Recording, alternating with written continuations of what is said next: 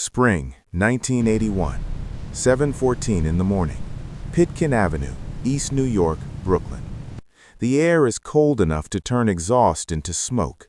11 taxis sit along the curb in a straight line, just like they have for years. The rotation board hangs in the dispatch window. Names written neatly, order fixed, sequence clear. Two drivers stand at the front arguing. Not shouting wildly, not fighting, arguing about who goes next. Both men know the rules. They've worked this stand for years. They know the order. They know how it's supposed to run. That isn't the issue. The issue is this: who decides? For nearly 30 years, that answer had always been simple. One man handled it, calmly, quickly, fairly. There was never confusion because there was always someone who remembered exactly how things stood. Today, that man isn't here. 9 minutes pass. One driver gets back into his cab. The other walks away. The line sits slightly crooked. No one fixes it.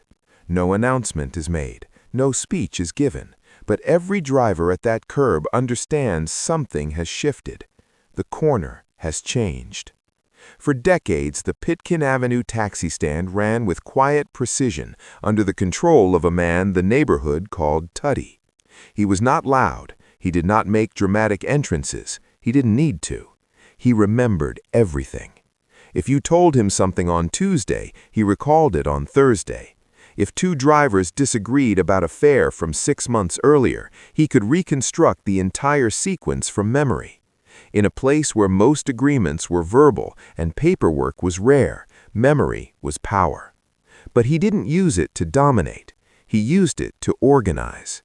The stand worked on rotation. Drivers lined up. When your turn came, you took the next fare. Then you returned and went to the back of the line. Simple. But simple systems break easily without someone protecting them. No cutting, no skipping, no excuses. If a man couldn't work, he didn't hold the spot. If someone tried to move ahead, it was corrected immediately. Not with yelling, with certainty. That certainty created something rare in East New York during the 1950s and 1960s: stability. Most of the drivers were working-class men in their 30s and 40s. Many were immigrants. Many were veterans. They had wives, children, rent due on the first of the month, and cars that needed constant repair. Driving a cab wasn't glamorous. It wasn't a dream job. It was dependable. On a solid day in the early 1960s, a driver could clear enough to pay rent, buy groceries, and still have a little left over. But the real value of the stand wasn't the dollar amount. It was the guarantee. If you showed up at 6 in the morning, your place in line was protected. You didn't have to argue with the man beside you. You didn't have to fight for customers. You waited your turn. And your turn always came. That lowered a man's stress. It gave him breathing room in a neighborhood where breathing room was rare. The passengers trusted the corner too. Night shift nurses from the hospital, dock workers finishing late hours, elderly men heading to social clubs, women carrying heavy grocery bags, young couples moving into their first apartments. The drivers knew many of them by face, sometimes by name, often by routine. The vinyl seats stuck to your legs in summer. The dashboard was cracked. A small saint was taped near the radio. The driver asked, "Where to?" but already knew. It wasn't just a ride. It was familiarity. And familiarity is powerful. Tuddy grew up in that neighborhood in the 1930s and 1940s, when families had just enough to survive, but never enough to relax. Pride was public. Struggles were private. On those blocks, everyone knew each other's business without needing to ask. Who was behind on rent? Who worked night shifts? Who was reliable? Tuddy learned early that control wasn't about being loud. His older brother moved through rooms confidently, drawing attention. Tuddy stood a few steps behind, observing. He studied how favors moved, who kept promises, who didn't, who waited patiently, who complained. Most boys thought about sports or girls. Tuddy thought about sequence. He figured out something many adults never fully understand. The person who controls the order controls the system. Not the loudest voice, not the strongest personality.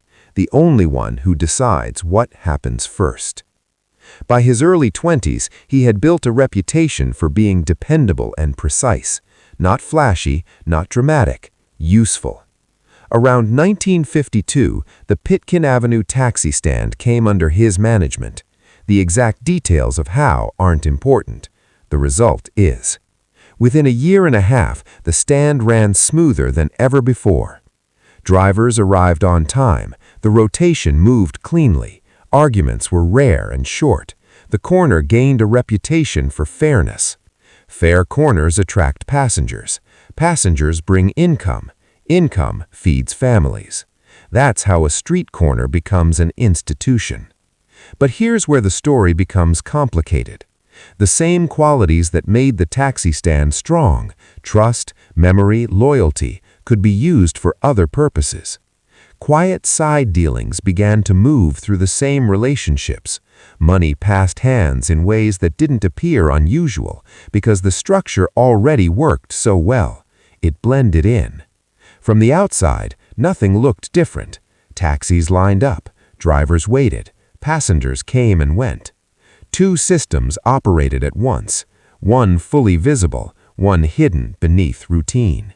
And for years it held together, because the foundation was solid. The stand wasn't chaotic, it wasn't reckless, it ran at what you might call room temperature, calm, predictable, controlled. But controlled systems are fragile when pressure rises.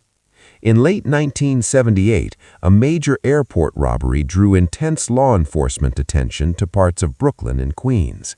Surveillance increased. Eyes turned toward neighborhoods that had once felt ignored. The temperature changed. Tuddy didn't panic, he adjusted.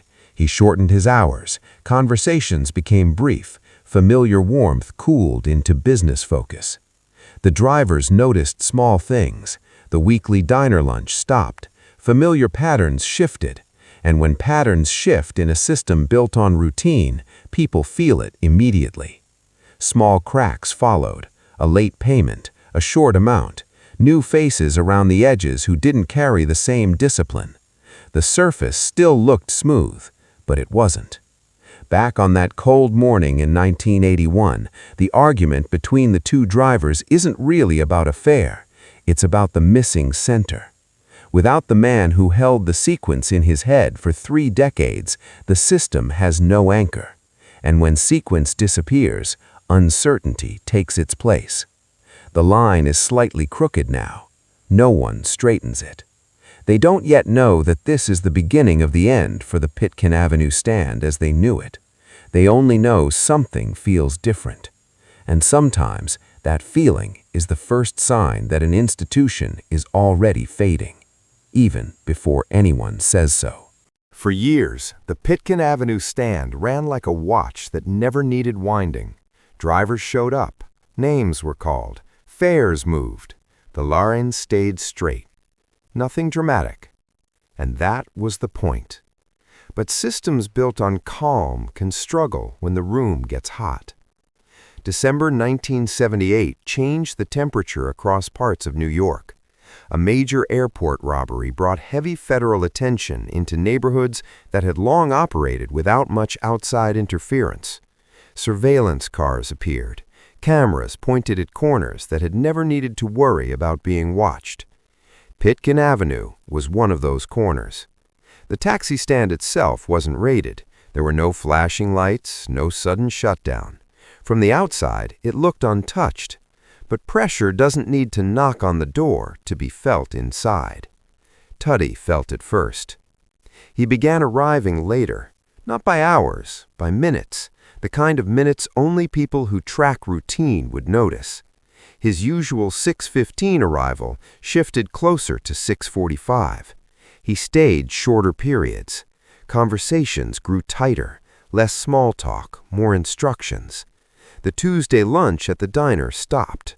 For years he had ordered the same thing, egg salad on white bread, black coffee. Same booth, same time. Drivers sometimes stopped in just to see him there. It was proof the system was steady. When that lunch stopped, the drivers noticed. Not because of the sandwich, because routine is reassurance, and reassurance had quietly left the table. The stand still functioned, the rotation still moved, but something else was happening beneath it. The young men who handled errands and collections around the edges of the operation began changing. They arrived late, they talked faster, they made excuses, their focus wasn't steady. Tuddy saw it immediately. He had always known the difference between a man who moved with discipline and one who moved with distraction. It showed in posture, in tone, in timing. In the spring of 1979, a small incident occurred that most people would have ignored. A routine pickup from a Jamaica Avenue business was supposed to deliver $400. It delivered $320. The young man responsible arrived 2 hours late and offered a rushed explanation. Tuddy didn't argue, he didn't yell. He simply recorded the discrepancy and reassigned the account. $46 missing. On paper, it was minor. In reality, it was the first visible crack in a surface that had stayed smooth for nearly 20 years. Cracks rarely start large. They begin small and repeat. Meanwhile, federal attention intensified.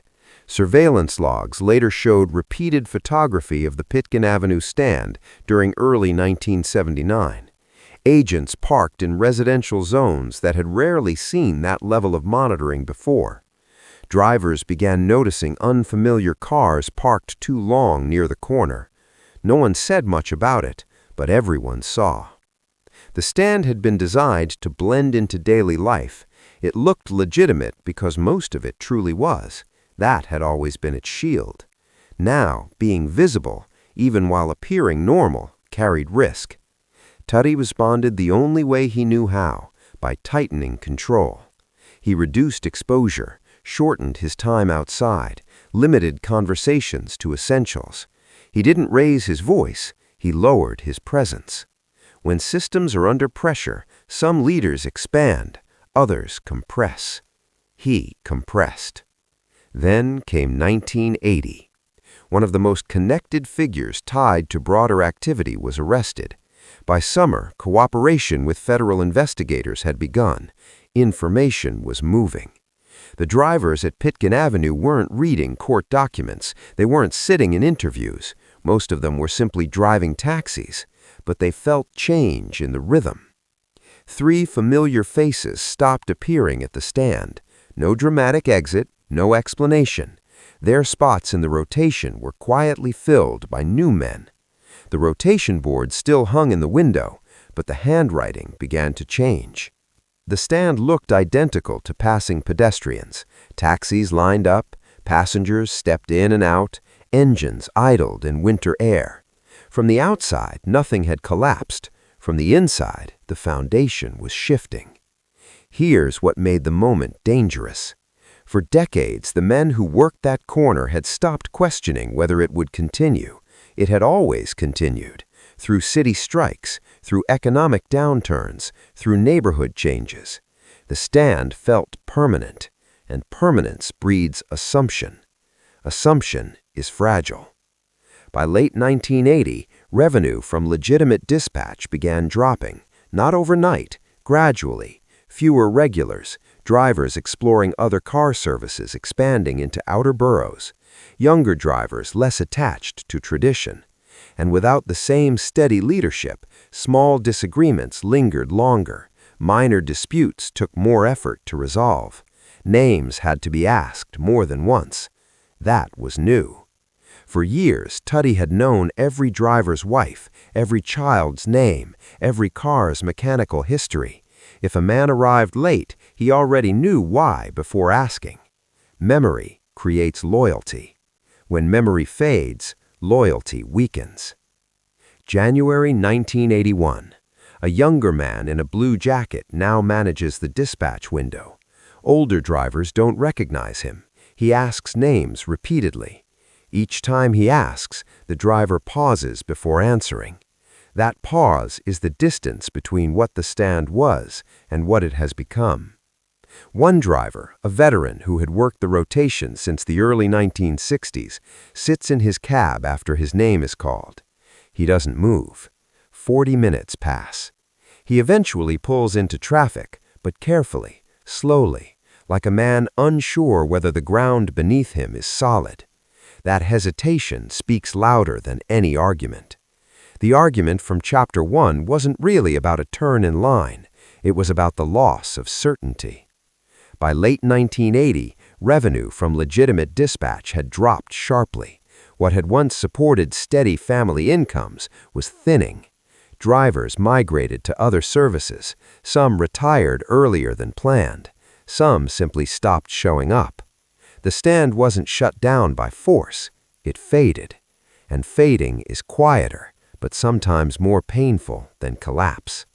The most loyal drivers felt it first, the ones who had built their routines around that curb for 20 years, the ones whose mornings began in the same position, whose turns came in predictable order. They didn't speak about operations or investigations. They spoke about something harder to define. The corner didn't feel the same. Sequence had loosened, and once sequence loosens, anxiety returns. You begin wondering whether your place is still secure, whether your turn will come, whether anyone remembers. By the autumn of 1982, the last driver from the original rotation left. He was 61 years old. His knees hurt, but that wasn't the main reason. He later described it simply. The structure he had relied on no longer existed. Not a building, not a job, a structure. A place where his presence was expected, where his position in line was known before he arrived. That kind of stability is invisible until it's gone. The Pitkin Avenue stand didn't collapse with sirens. It thinned. Drivers dispersed. Passengers found other rides. The corner remained physically there. Same curb, same storefronts, but the institution was over. The machine that once ran on memory, trust, and routine had lost its center. And when the center disappears, the parts cannot hold for long. By the time the Pitkin Avenue stand finally faded, there was no headline announcing its end, no ceremony, no final meeting, no official closing, just fewer taxis, fewer regular faces, more empty curb space in the morning. From a distance, it looked like a normal business slowing down. But to the people who had built their lives around that corner, it felt like something much larger had disappeared. The last driver from the original rotation left in the fall of 1982. He had been lining up at that curb since the late 1950s. 25 years of early mornings, 25 years of waiting his turn. When he left, he didn't talk about investigations or outside pressure. He didn't mention anything hidden beneath the surface. He talked about structure. He talked about knowing exactly where to park at 6 a.m. He talked about hearing his name called without hesitation. He talked about not having to fight for customers. He missed sequence. That's the word no one used out loud, but everyone felt. In the years that followed, the men connected to the hidden side of the operation faced consequences. Some went to prison. Some died under supervision. Others moved far away and tried to build different lives. The drivers mostly walked away quietly.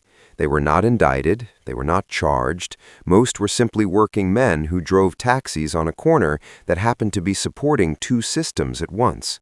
That's what makes this story complicated, because both realities were true at the same time. The stand created real stability. Families paid rent. Children went to school with packed lunches. Wives knew their husband's income would be steady enough to plan around. Passengers relied on it too. If you were a nurse finishing a 12-hour shift at 2 a.m., you didn't want uncertainty. You wanted a familiar car, a familiar driver, a direct route home. If you were an elderly man heading to a social club every Saturday, you didn't want to explain your address each time. You wanted someone who already knew. The stand gave that. It gave predictability in a neighborhood where predictability was rare. Today, transportation looks very different. An app assigns a driver, the driver arrives, the ride ends, both sides move on. It's fast, it's efficient, but it's transactional. The driver doesn't know your history. The system doesn't remember that you've taken this same route for 10 years. There is no rotation, no guaranteed place in line, no familiar face waiting at the curb. There's an algorithm. The efficiency is real, but so is the loss.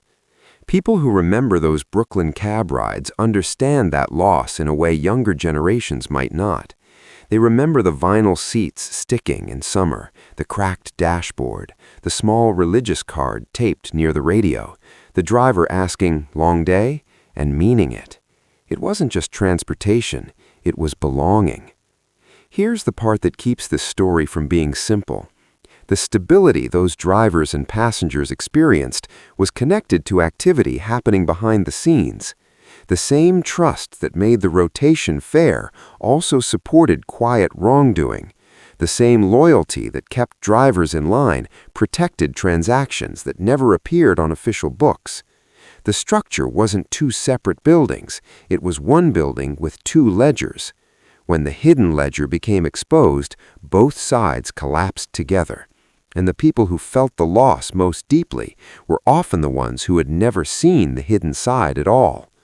Drivers lost their institutional home, passengers lost their dependable corner, families lost a system that had quietly supported them for decades.